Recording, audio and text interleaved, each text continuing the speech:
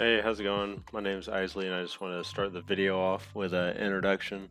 So I'm a third year in computer science at Southern New Hampshire University, and I started the channel as just kind of to motivate me to start coding 1 hour a day, as I want to be a coder slash programmer when I graduate, and that's kind of what I want to do in the future.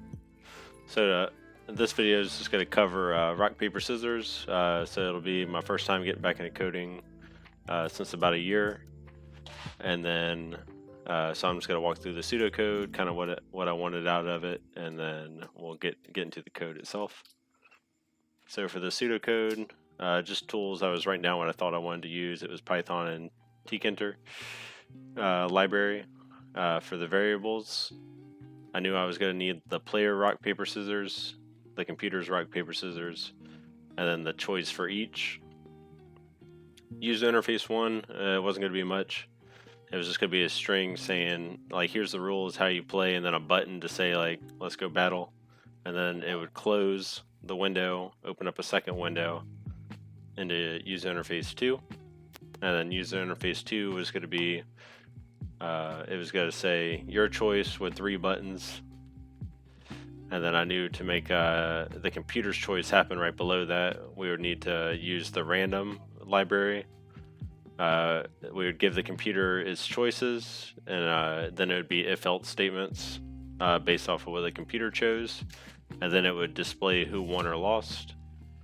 It would add a point to the scoreboard, depending on which one won and which one lost. And then it would have a continue button and a reset button. I originally thought it was going to be called retry, but reset sounded better. And then a quick drawing of what I kind of wanted it to look like. Rock, paper, scissors is the title of the window, the rules, battle button, and then it would take you to this window, your choice, your buttons, the computer's choice would display, and then the scoreboard would change accordingly, and then continue and reset. So that's kind of what I envisioned, and then I'll get into the code. Alright, so for the code, I'm just going to go through kind of what I did. So first, I imported my libraries, so TKinter and then random. So right here, I'm initializing the score because I'm going to use it globally throughout all my functions. So I just went ahead and set computer score and the player score to 0. So I'll scroll down to the main windows here. So right here, I'm just starting the game window using TK, so I'm just initializing saying, hey, I want a window of TKinter. I put my title at the top. I set my window geometry, so the size of the window box. And then here I went ahead and called a function. So here I'm calling the start window function. So the start window function is basically going to create an instance of another window, set a title, set a window size. Window attributes, I'm making it the topmost, so it's going to show up above all the other windows. Label, I'm just basically, and there's no reason to create a variable here because I'm just making a label. I'm not doing anything with it. So label my rules, and then just because it helped with the placement, instead of having a bunch of spaces and tabs, I went ahead and created another label for the rules themselves. And then I needed to find a way to destroy this window once you said, hey, I'm ready to battle. So I basically created a button, gave it an attribute,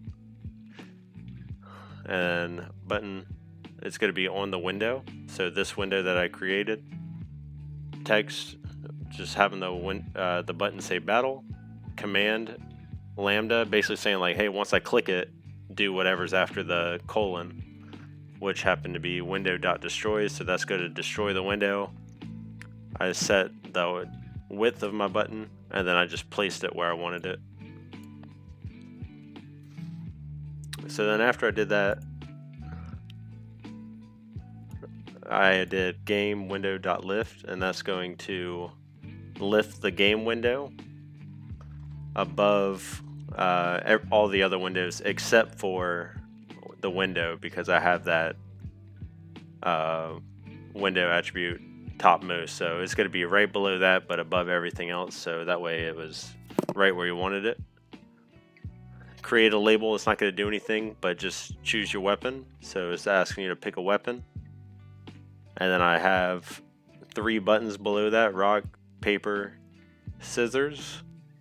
So unlike here where I put place, I put dot place afterwards, you have to create a second rock dot place, because it would create a, it would say this variable doesn't exist, because dot place would basically create it as a none, like basically it was just placing the button, not giving it an actual variable. So if you move it here, you'll get away with that bug, because it took me a while to figure out that the reason that I couldn't call rock in my functions was that the dot place was basically saying, like, nulling this out pretty much. So you're just going to put what window you want it on. So everything after this is going to be on my main game window. Text, you're saying what you want it to say. Command, I put rock button, that's the command. So once you click it, it's going to call the rock button function. And then I set my width. And then I did the same for paper and the same for scissors for your weapon choice. So, and then this is going to be another label right below my buttons. Computer weapon is ... And here, since I don't really need it to do anything, you can put place right afterwards. I created my scoreboard equal. And then since I'm messing with my scoreboard throughout, I needed it to just have a variable with place on the second line, and then what I wanted to say, and I'm basically just initializing because it's going to be updated. Scoreboard is going to be updated from my functions above. So I set that up. I just initialized some other labels that I knew I was going to need. But again, I'm just initializing them because my functions are going to be using .configure to update basically what's going to go in this text box right here. And then I set my reset button and my continue button. And then there's 2 functions right here for them. And then game window.loop, that's kind of keeping everything running, because if without that, my windows just wouldn't pop up. So that's just going to make sure that, you know, you're closing out your page here with what all this needs to happen on a continuous loop. All right, so to get into my functions and kind of what each one's doing. So my retry, that's going to, and I'm calling global in every single function that I need it, because if you did not call global here and you just set player score to 0, the second you started picking your rock, paper, scissors again, it would just go back to the score that was on your continue game page, because it didn't update that globally. So that's why you're calling global here, basically to say, like, hey, for everything, put it back to 0. Here you're doing .configure, so you're calling the scoreboard and you're saying, hey, I need you to update it saying your score is 0 and the computer score is 0, because now I'm resetting the game pretty much. And then here, I set it so that every time you pick your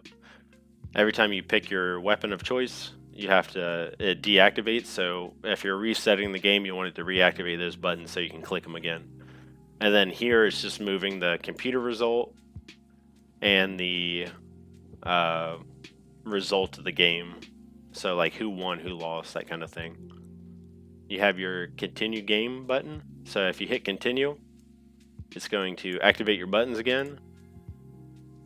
And it's going to computer result, and the game result is just going to clear those out again, make them blank, so you can get ready for the next round. My disable button, I just needed a function to call within the other functions to disable the buttons after you clicked. So I'll just explain my rock button, because rock, paper, scissors are all the same, besides the who won, who lost is changing throughout my if-else statements, but the bulk of the stuff is the same. So for rock, when you hit the rock button, this is what it's going to do. It's going to first call those scores again globally so that you can edit them. The computer choice here, I'm using computer choice.random, so it's got a random.choice, and then I put 3 strings, so whichever one it is, it then goes into my if-else statements. So if the computer chose a piece of paper, I hit rock, so a piece of paper should win. So computer.configure is going to, this is updating what the computer chose, so it chose a piece of paper. The results of it, the computer won. I'm adding the computer updated score, so computer score is plus equal 1, so it's going to add 1 point to whatever the current score is, and then it's updating that label that we created down below. So it's going to update it with player score will remain the same, but computer score will go up by 1. Else if it chose rock, it's a draw, so it's going to say, hey, I chose a rock, and then it's going to update the result as it's a draw.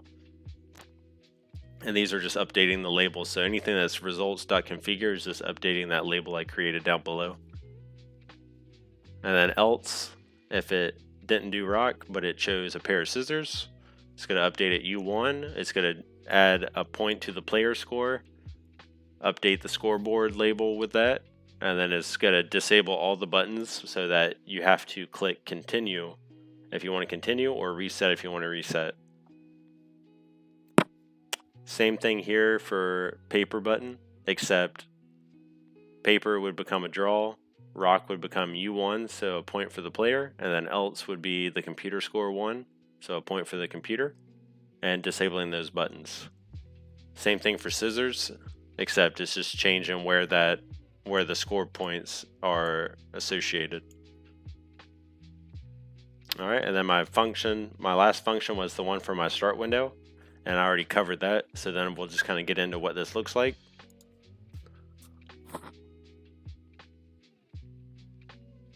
All right, so like I said, it's going to put this window on top, so rules, rock beats scissors, scissors beats rock, and then paper beats rock.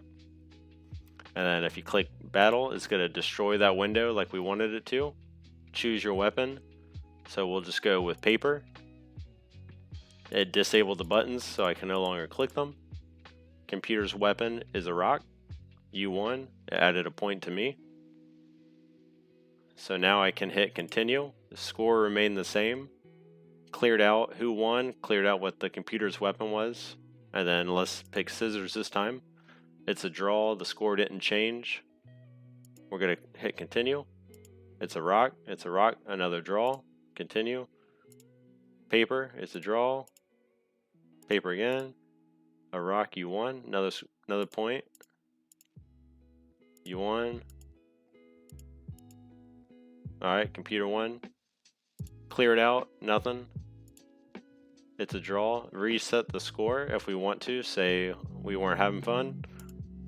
0, 0, clear this out, and then activate all the buttons again, and you can keep playing.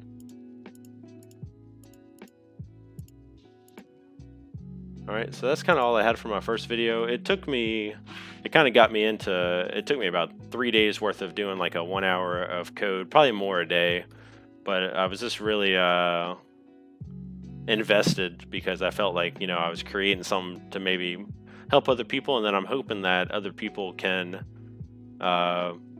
maybe give advice what I could have done better. I'm going to upload my source code to my GitHub, and then I'll post that link in the bio of this YouTube video, or the description of the YouTube video. And yeah, if you want to see my next video, drop a subscribe. I think I'll probably be building a calculator next with TKinter, just something simple again, nothing too crazy, but I'll step through all the stuff I used and my process. So I hope you enjoyed.